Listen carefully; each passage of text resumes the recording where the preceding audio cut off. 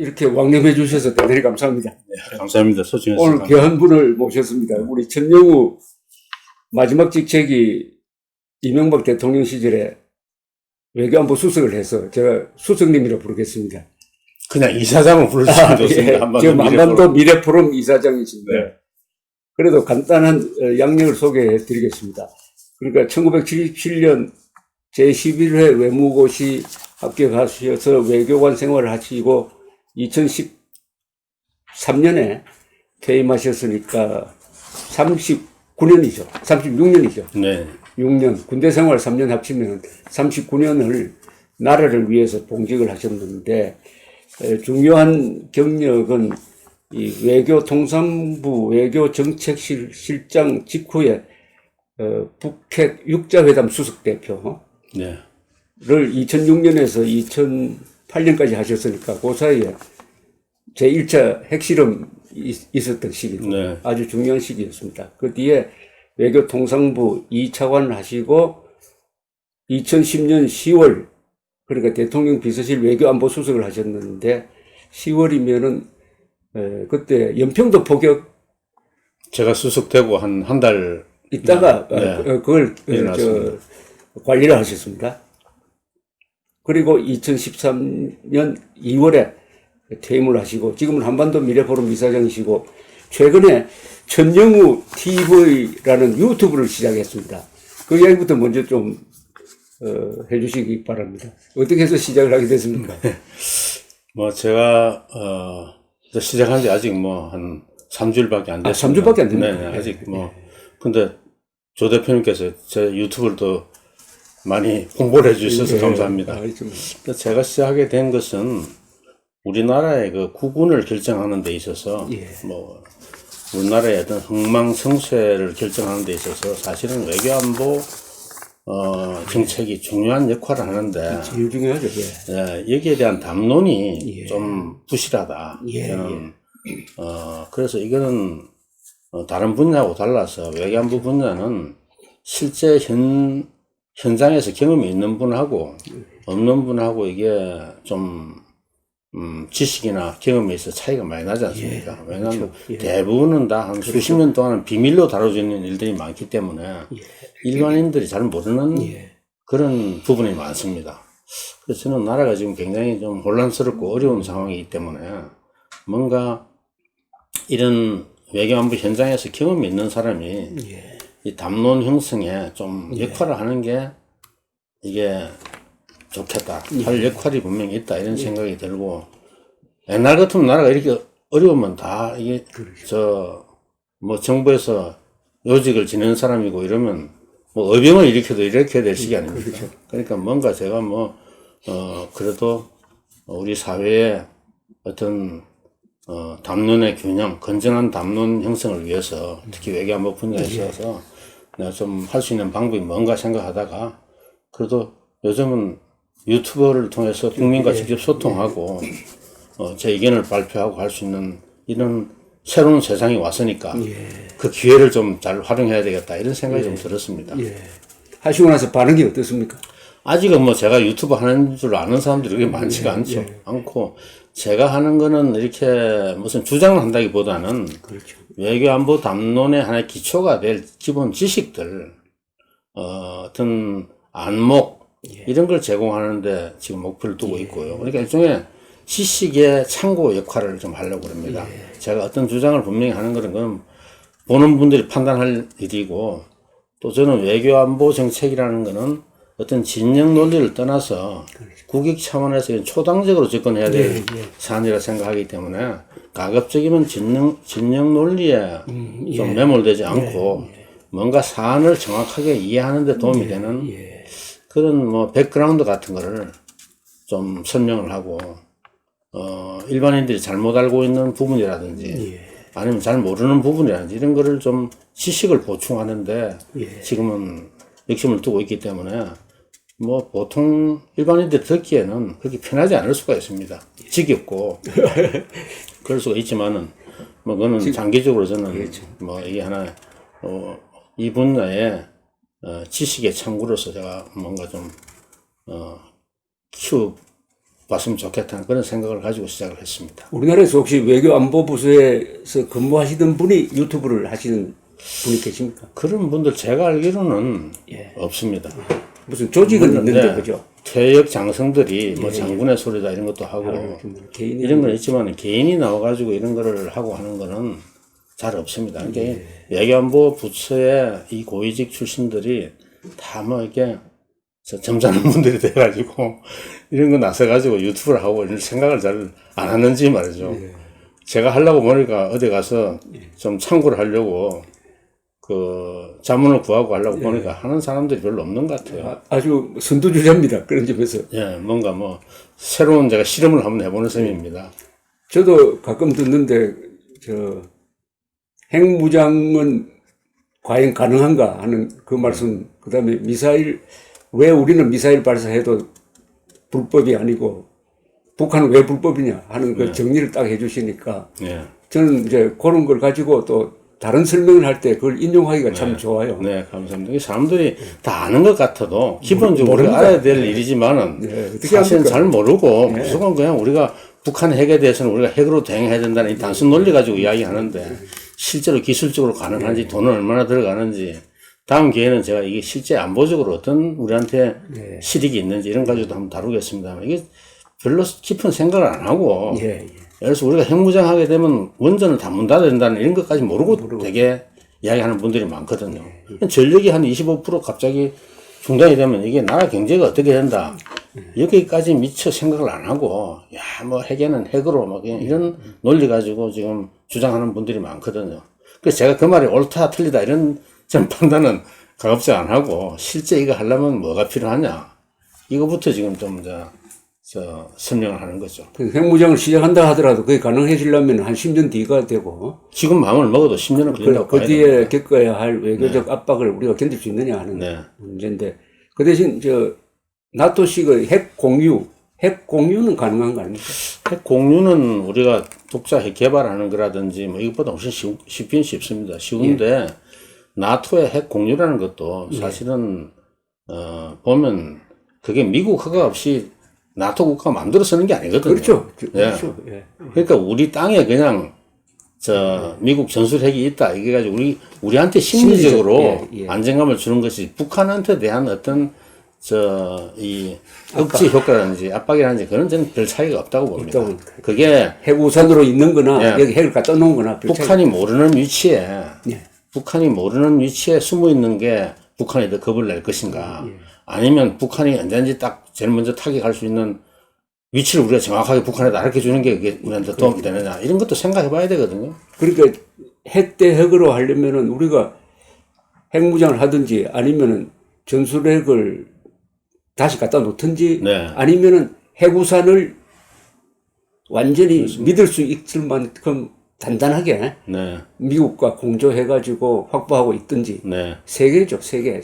핵우산에 대한 신뢰성의 문제거든요. 그게 가장 쉬운 거죠. 네, 신뢰성이 있으면 일본 같은 경우는 핵우산에 대한 신뢰성이 있기 때문에 핵무장하는 소리가 안 나옵니다. 일본은 아무리 북한에 핵실험하고 ICBM 발사하고 하더라도 핵무장하자는 여론이 20%를 넘은 적이 없거든요. 왜냐하면 미국 핵이 우리 핵인데 우리가 뭐 고생해서 핵을 만들 필요가 뭐 있나 이런 생각이 워낙 강하고 물론 히로시마 나가사키에 그 트라우마도 작용하고 있지만 근데 전술핵이라는 거는 이거는 지금 비행기용 전투기용 전술핵밖에 없습니다. 그게 배치된다 그러면 결국은 한국에 있는 미군 미 공군 기지에 배치될 거 아닙니까? 오산 아니면 군산에밖에 있을 데가 없거든요. 그거 있으면 우리한테 훨씬 더 안심이 될 것 같지만은, 거기에 전술핵을 갖다 놓으면, 반미 세력들이 매일 오산기지, 군산기지 앞에 가가지고 미군기지 철수하라 그럴 텐데, 그건 어떻게 감당할지. 그리고 그게 반미 세력의 결집과 어떤 그 세력의 새로운 힘을 실어주는 측면, 이거는 어떻게 할지에 대해서 그것도 한번 고민을 해보고 해야 됩니다, 사실은. 그러면은, 김정은으로 하여금 핵우산, 미국이 제공한다는 핵우산은 틀림없이 작동한다. 우리가 핵으로 위협하든지 쓸 때는 반드시 미국 핵이 날아온다는 것을 확신시키는 네. 확신시키려면 한미동맹이 아주 찰떡궁합이 돼야 될까요? 그렇습니다. 한미동맹이 튼튼하면, 그렇죠. 당연히 북한이 핵을 가지고 우리한테 공격한다 그러면 미국이 당연히 핵으로 보복해 줄 걸로 믿겠죠. 그러니까 안전보장, 비핵화할 경우에 미국의 대북 안전보장 해달라, 평화협정 체결하자는 이야기가, 그거는 북한에 대해서 핵무기뿐 아니라 재래식 무기도 사용하지 말라는 보장을 해달라는 거거든요. 그걸 믿지 않으면 그런 뭐 보장이 사실 필요가 없는 거죠. 그러니까 지금 핵무장 이야기 아니면은 점수력 재배치 이야기가 나오는 게 이 정권이 사실은 이 정권뿐만 아니고 그 앞 정권 때도 한미동맹이 뭔가 믿을 수 없는 것 같다 하는 국민들이 불안감이 있으니까 우리가 핵무장 가져야 된다, 해야 된다, 핵 공유해야 된다. 문재인 정권 들어와서는 더 한미동맹이 더 흔들리니까 국민들이 자구 조치로서 그런 이야기를 하고 있는 겁니다. 동맹 간의 신뢰의 문제입니다. 그러니까 신뢰가 안 먹힌다는 걸 우리 국민들이 아니까. 그렇습니다. 예.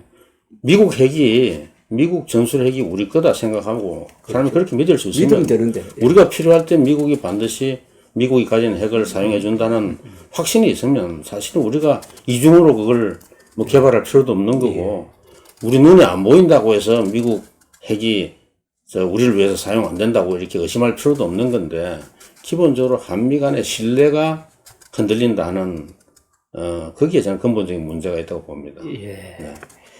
우리 천영우 수석님의 TV는 제가 꼭 우리 구독자들, 조갑제 TV 구독자님들께도 보내드리고 싶은 게 이게 교과서입니다. 그죠? 교과서라서 이걸 들으시면 아주 쉽게 설명하십니다. 그리고 원래 말씀이 쉽지 않습니까? 우리 천 수석님은 글도 그렇고 말도 그렇고 아주 쉽게 하고 재밌고 이거 한번 들으면은 다른 데 가서 아는 체 할 수가 있으니까. 좋게 평가했습니다. 아닙니다. 정말입니다. 꼭 어떻게 보면 이게 자료가 쭉 쌓이면은 하나의 아카이브가 되고, 이 안보 문제, 외교 안보 문제에 대한 교과서 역할을 할 수 있고, 어떻게 보면 자동 응답기, 궁금하다 하면은 딱 누르고 들어가면은 이게 설명이 쫙 되는. 감사합니다. 제가 그런 용도로 사실 정말 만들어 보려고. 정말 좋은 TV니까 꼭 이렇게 구독을 신청하시고 다른 사람에게도 많이 권해주시기 바랍니다. 네, 감사합니다. 그 외교 안보 맡으셨으니까 좀 넓게 우리 군사 문제도 잘 아시잖아요. 외교 안보 수석 하셨으니까 요새 현업 문제 중에서 공수처라는 거 있지 않습니까, 그죠? 네. 그 공수처에 보면은 수사 대상자 명단을 쭉 적었는데. 뭐 대통령도 있고 가족도 있고 대법원장도 있는데 핵심이 판사, 검사, 경찰 요 세 직업군에 대한 수사권을 거의 독점적으로 가지게 되거든요. 여기에 현역 장성이 들어있어요. 현역 장성의 경우에는 전역한 다음에도 수사 대상이 되도록 들어있는데 그래 되면은 민간 수사기관인 민간이란 말은 비군사 수사기관인 공수처가 현역 장성을 수사할 수 있게 되어 있는데 이거 어떻게 생각하세요? 글쎄 저는 뭐 그 공수처 제도에 대해서는 제가 그렇게 뭐 대단한 전문가라고 할 수는 없지만은 군인들을 민간 법정에 세우는 거는 사실은 군사 법정을 따로 두고 있는 그렇죠. 그 취지하고 저는 그게 어떻게 맞을 수 있을까 그런 생각이 들고요. 그리고 이런 장성들이고 이런 사람들을 나중에 공수처에서 그 사람들이 뭐 법으로 다루겠다 할 경우에 이 군인들이 군 장성들이 어떻게 하든 나라를 어떻게 잘 지키는가 그렇죠. 하는 것보다는 야 내가 나중에 어떻게 이게 퇴직 후에라도 이게 법정에 설 일을 피할까 이 그렇죠. 공부만 하다 그렇죠. 보면 이게 과연 나라 지키는 데 지장이 없겠느냐. 제가 이제 그런 외교안보 문제를 담당해 본 그런 참모의 입장에서 볼 때는 야 군인들이 이런 생각을 가지게 되면 이게 좀 국방에는 큰 도움이 안 되겠구나 이런 생각이 들어요. 제가 수석할 때 어떤 일이 있었나 그러면 가끔 군에서 안전사고가 많이 납니다. 우리가 보면 참 기가 막힌 일이죠. 안전 불감정 때문에 이 아까운 군인들이 이게 가끔 목숨을 잃고 다치고 이런 일이 생기는데 그때마다 그때 이명박 대통령이 참 기가 막히니까요. 군 지휘부들 모여놓고 나면 자꾸 그 사고 나는 거 이거 가지고 이야기를 하시거든요. 그래서 대통령께 제가 대통령님 이게 저 군 지휘부한테다가 안전사고 이거 조심하라는 이야기를 하지 마십시오. 제가 그랬습니다. 안전사고 일어나면 안 되지만은 대통령이 나서가지고 자꾸 안전사고 이야기를 하게 되면 군인들은 제대로 훈련 안 합니다. 이게 훈련하다 보면 사람이 다칠 수도 있고 뭐 여러 가지 사고가 날 수 있는데 절대 사고 날 만한 강도 있는 그런 훈련을 안 하고 결국 군이 이게 전체적인 국방력이 약화될 수가 있으니까 그거는 뭐 언론에서 그만큼 야단을 맞고 하기 때문에 그걸로서 군이 알아서 다 하도록 놔둬야지. 대통령이 나서가지고 매일 안전사고 내지 마라 그러면 그 군의 제일 중요한 사명이 나라 지키는 건데 이 사람들은 그럼 안전사고 안 나는 게 마치 군의 제일 중요한 임무인 것처럼 그렇게 착각하게 되면 이거 별로 안 좋습니다. 제가 그런 말씀 몇 번 드린 적이 있어요.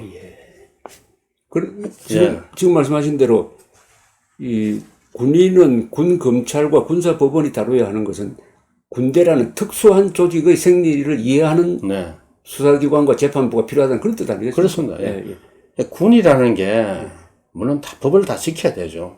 그런데 이게 전시라든지 그렇죠. 어떤 특수 상황이 있으니까. 특수 상황에서 야 이건 내가 어떻게 대응했다가 나중에 무슨 법적으로 그렇죠. 문제한다 이 걱정 먼저 하게 되면요. 그런 일이 생길 일을 아예 안 하려고 하는 잘못하면 생각이 되거든요. 간첩 사살했다가 이거 뭐 직권남용으로 걸릴 수도 있겠다. 그러니까 뭐 제가 거기에 대해서는 깊이 생각해 보진 않았지만은 이런 군인들까지 그런 법으로 나중에 다 묶어가지고 현직에 있을 때도 어떻게 하든 내가 공수처에 불려가는 일이 없어야 되겠다는 걸 갖다가 그 사람의 평소에 머릿속에 그것만 생각하고 근무를 하게 된다 그러면 막 그것만 생각하고는 아니게 그게 중요한 그 사람이 자기 임무 수행하는데 그것부터 먼저 생각하게 만든다 그러면 그거는 저는 나라 지키는 데는 반드시 도움이 된다고 보지는 않습니다.